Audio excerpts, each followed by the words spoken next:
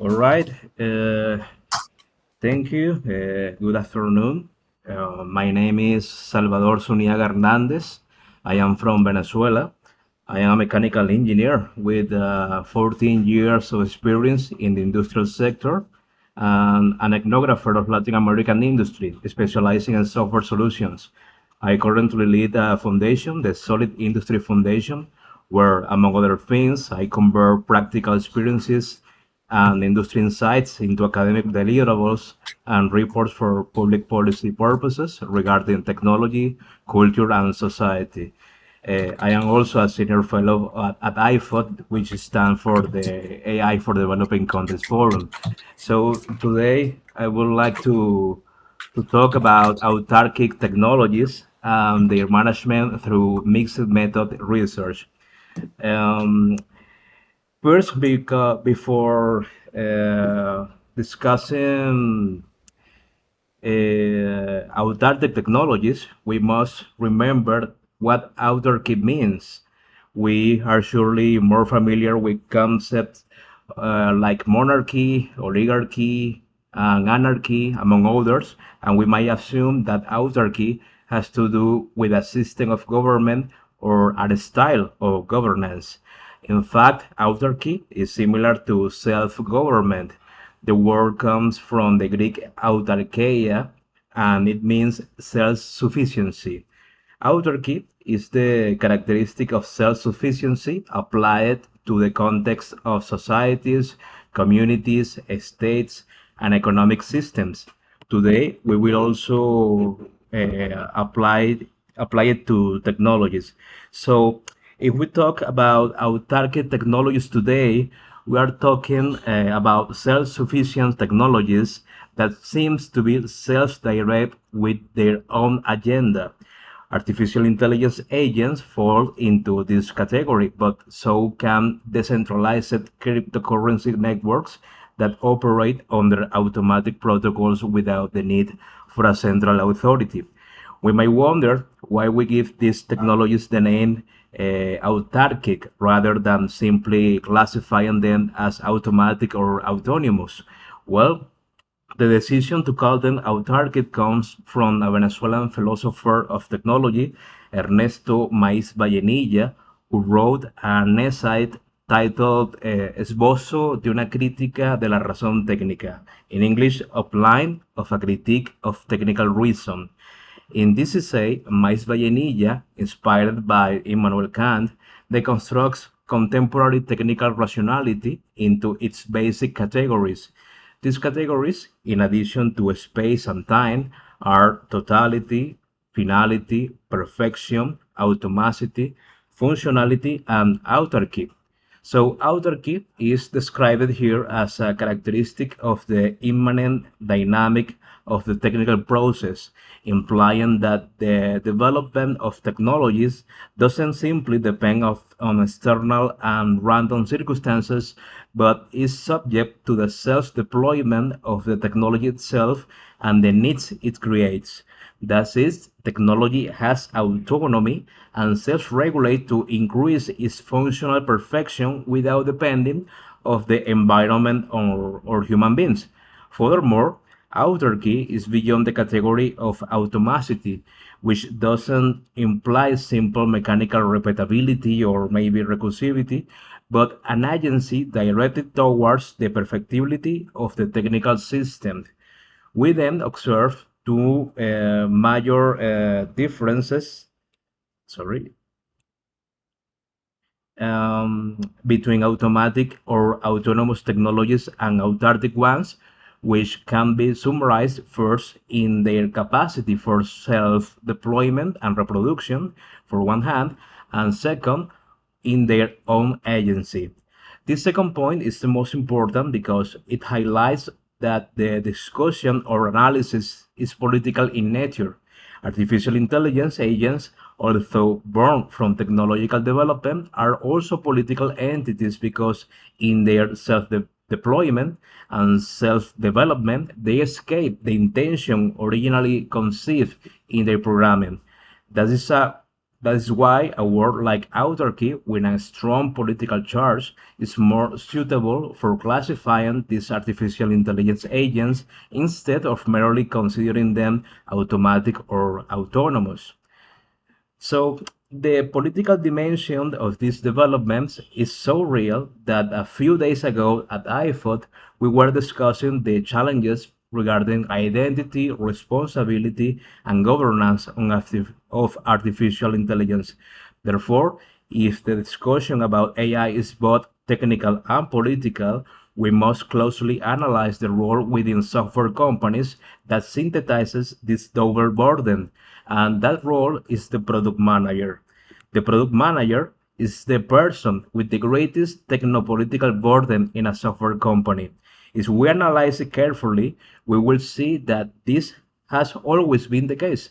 Every day, the product manager must negotiate with the vision of the CEO and stakeholders, with the technical support requirements of users regarding product improvement, with the sales team's requests to satisfy particular clients, and with the typical legal and cybersecurity restrictions.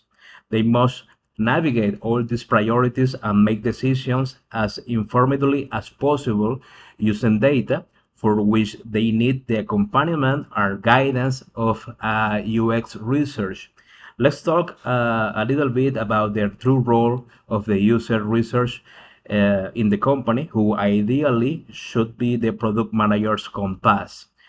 Unlike how is implemented in many software companies, the US researcher is an investigator who should be trained to guide strategic product decisions. Their utility is not solely in examining the product usability or in conducting surveys and interviews. Their role is, above all, that of a professional who takes a critical business problem and turns it into a research questions. The power or the analysis will depend on their levels of abstraction regarding the analyzed phenomenon. In practical and concrete terms, this means that the information provided by the user is not enough. Rather, the researcher must ask the why of the why of the why. A third or fourth level why will effectively answer the motives behind user behavior and will also provide valuable insights for the marketing and sales departments, as well as the impact the company and its product can have on a society public policies. In this sense, when the role of the US researcher is correctly understood, it is also clear that the research methods must be nourished by the social sciences, particularly applied anthropology. In general terms, many of us could already guess that this involves mixed research methods, meaning the combination of quantitative and qualitative methods, including the triangulation of information. However, the problem with autarchic technologies like artificial intelligence LLMs is that they require slightly more specific approaches. For this reason, I would like recommend techno-anthropology research methods. Okay, so first we have to define this discipline. Techno-anthropology is a discipline that studies the reciprocal relationship between culture and technology. Instead of merely observing the passive impact of technology on society, this discipline positions itself directly at the intersection of technological innovation and human values.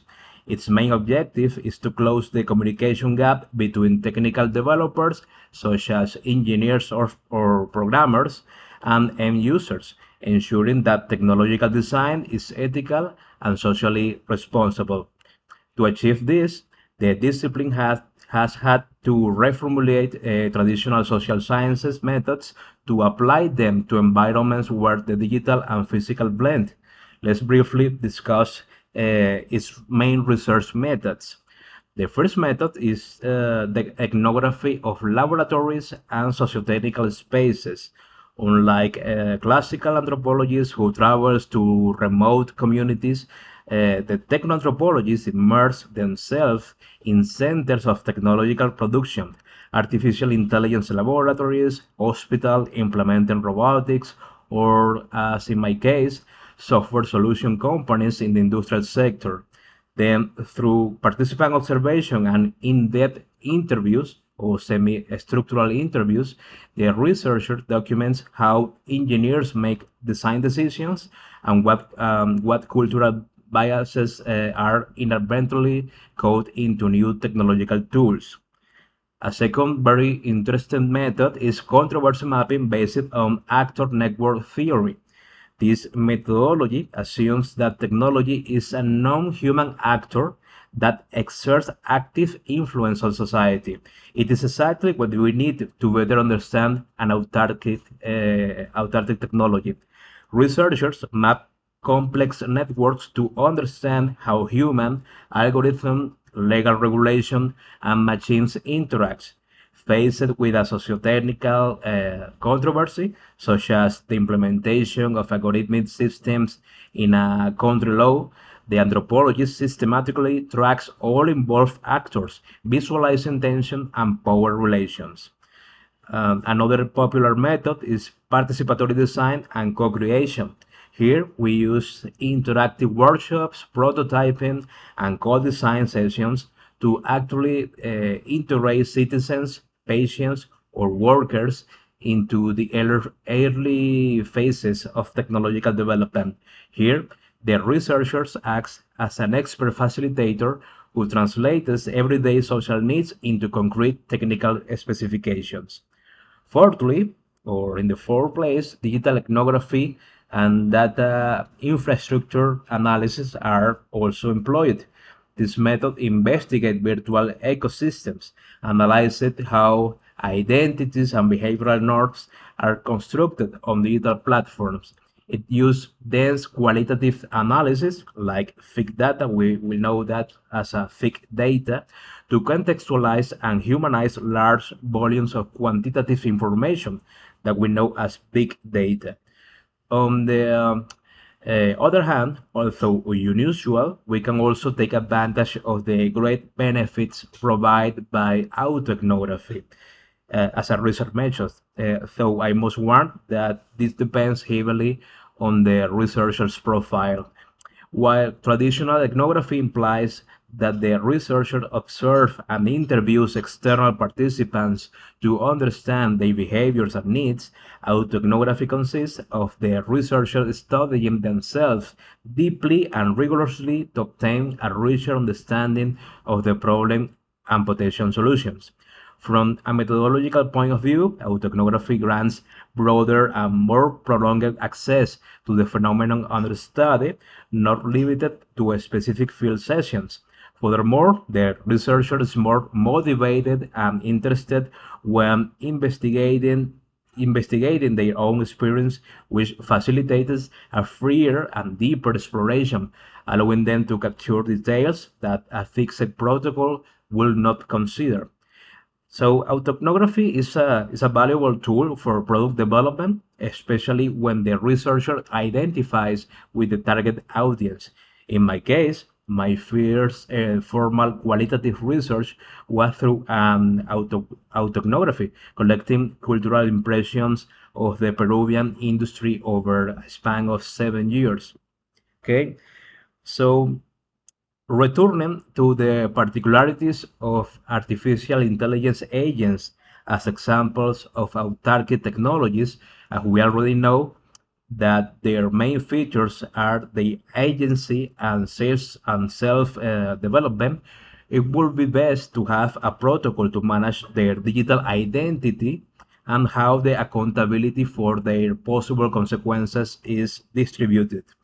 With respect to identity, we know that humans hold passports, companies hold legal registration, websites hold digital certificates, but should AI agents possess internationally recognized digital identities? I believe that depending on the ethical and legal impact of the AI agent, it would be important for them to have a unique identifier, similar to the identification number of a corporation have as a legal entity. Therefore, Just we currently verify ourselves through technology using KYC or KYVs. We could also validate AI agent using KYA or Know Your Agent. This is crucial because just as SSL certificates has allowed us to trust website for many years, today we need to know who stands behind an artificial intelligence when it attempts to buy something or sign a contract. Without a digital identity, an AI is just an anonymous script. However, AI agent identity is not static like ours, but dynamic and mathematical, composed of two parts. The first part, the machine identity, the unique identifier that proves that the software is and who developed it, and the delegated authority. There is a digital credential signed by you or by your company that specifies exactly what the agent is allowed to do. For instance, I authorize this agent to spend up to $500 within the next 24 hours, something like that. On the other hand, respect to accountability, when an AI agent buys the wrong equipment or rejects a qualified applicant or approves an incorrect payment, who bears responsibility? The user, the organization, the platform, or the model developer? Well, since an AI is legally a tool and not a person, the liability for its failures always falls on humans. However, blame is divided among four pillars depending on how the errors occurs. The organization, or let's say the company, holds external legal liability to clients, suppliers, or regulators. The company always faces a strict liability for using that tool. For the user, the employee holds internal responsibility. If they misconfigure the AI due to negligence, the company will handle the external lawsuit, but the employee can be fired. The platform, the AI software provider, uh, their liability is contractual. They are responsible in if their programmed software fall, for instance. If the system has spending limit of $5,000, but a calculation allowed to spend 50,000, let's say.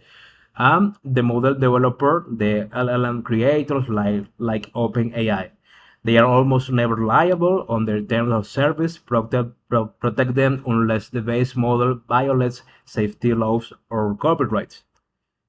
We might wonder how this works in practice. So, for instance, if the AI purchases the wrong equipment because an employee gave it a bad prompt, the company absorbs the financial loss and the employee takes the professional blame. The platform is not at fault for executing. Uh, uh, Sorry, you missed my presentation? We have your presentation, but we need like you have 2 minutes, maybe 3 minutes stop. Okay. I just finalize it.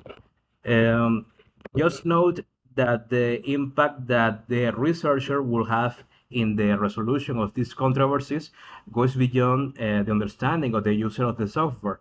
His or her knowledge really is a bridge that unites the company with public policy programs in the countries where the product is used. So, finalizing, my final recommendation for all of this is that your organization, your company, uh, have to assess in terms of its UX maturity and understand where it currently stands so that you and managers can move to the next level. So we have here 5 levels, where the second one I guess is the more popular because this is the minimal level where UX is deemed important and your programs are emerging.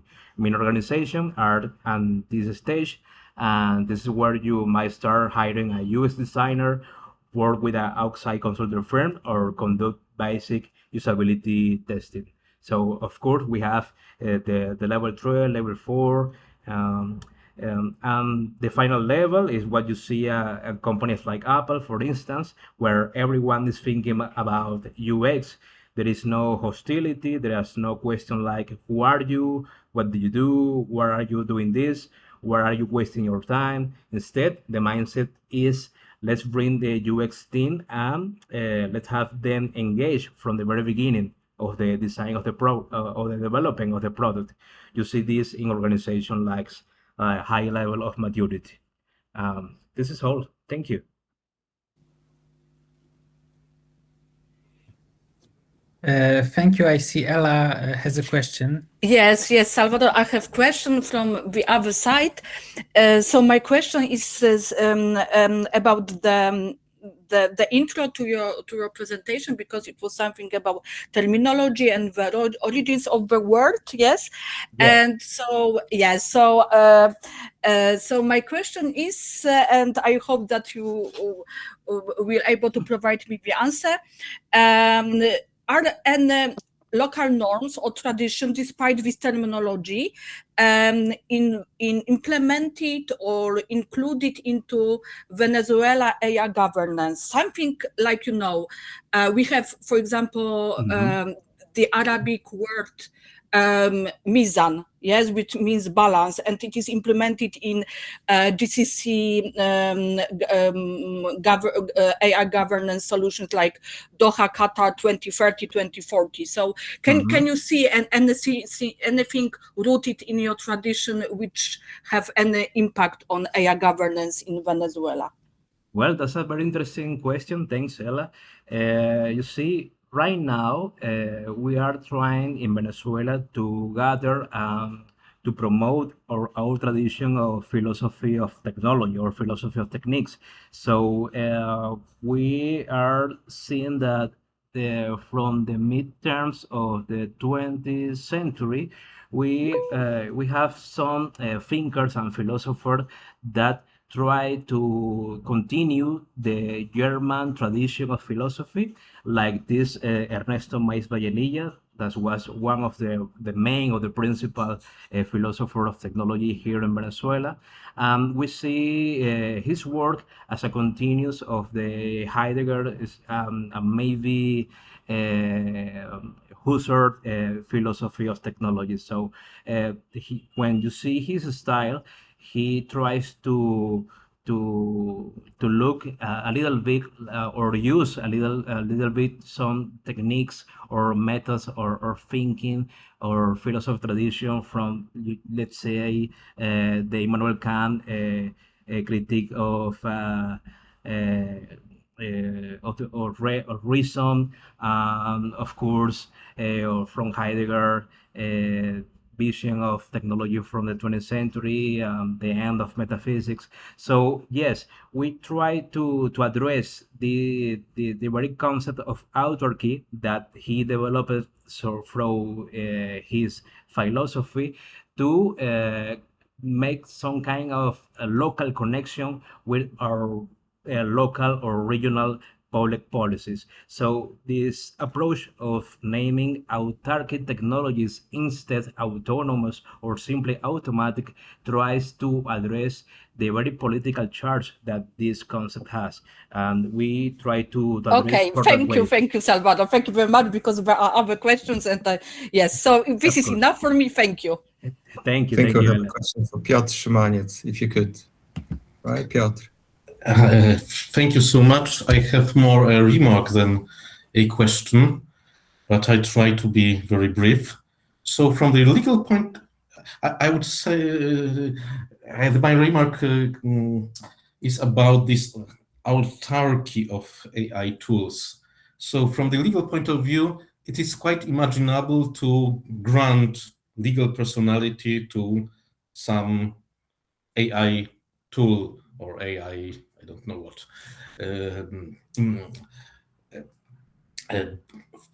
For instance, in Polish law, we have funds which are legal persons.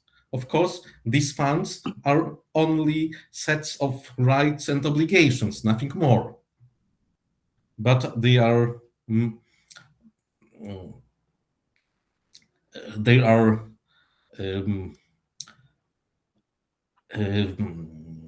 ruled by their bodies or other legal persons.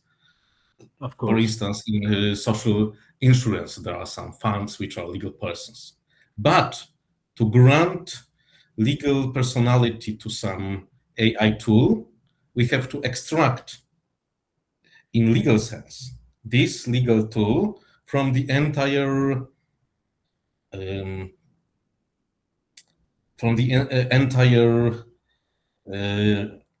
environment of this AI tool to assign some rights and obligations to this AI tool, and this is crucial. And I think this is the most difficult point in this regard. Yes. How to extract this AI tool from the entire cyber environment. Thank you. Yes, it's a great question, and you are absolutely right because it's a hard question. I think this has to do with the representation of AI. So if an AI agent acts on your behalf, who is actually making the decision? If you use an artificial intelligence agent to do things for you or your company, uh, have to remain fully liable under the law. Right now, in legal terms, an AI is neither a representative nor an independent entity. It's simply a highly advanced tool. For instance, if an engineer uses a sophisticated calculator or simulation software like me and makes a mistakes in their designs, the calculator or software doesn't legally represent the engineer. The responsibility falls squarely on them. I think the same thing applies to AI. If you use it and configure it, you are responsible for the outcomes. But at the same time, I think it's important to separate two concepts. For one hand, technical autonomy, and the second hand is, or the other hand, is legal capacity. AI possesses technical autonomy because it can analyze data, can create a plan and execute tasks without you supervising every single step. However, it lacks of legal capacity. It cannot sign contracts in its own right. It has no regulated ethical obligations. It doesn't hold a bank account to pay out a lawsuit. And obviously, it can go to prison if it commits fraud. Legal representation requires accountability, and software code cannot provide that. Although some experts debate whether AI should have a sort of artificial personhood in the future, I think maybe we are right now in that road, similar to how a corporation is considered a legal entity. I believe current laws will reject this completely for now. The main reason is that if AI were granted legal rights, companies will wash their hands of any responsibility and blame the software whenever an autonomous system makes a serious mistakes or cause harm. I think that is going to be the case. Thank you very much.